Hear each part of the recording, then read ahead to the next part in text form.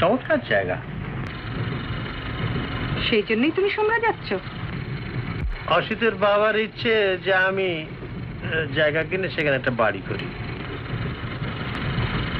তাই জায়গা দেখতে যাচ্ছ? তোর সাথে তাদের আলাপ হবে। ট্রেনটা কত মাইল স্পিডে যাচ্ছে? কেন?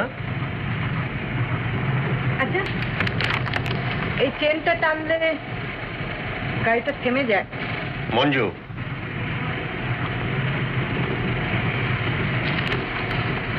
ঘাড়ি বয়ে নিয়ে মেয়ে দেখাতে হবে। তোমার মেয়েকে তোমার কাছে এতই বোঝা হয়েছে? সে তুমি বুঝবে না।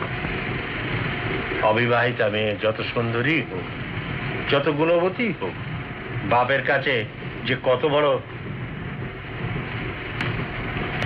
দায়িত্ব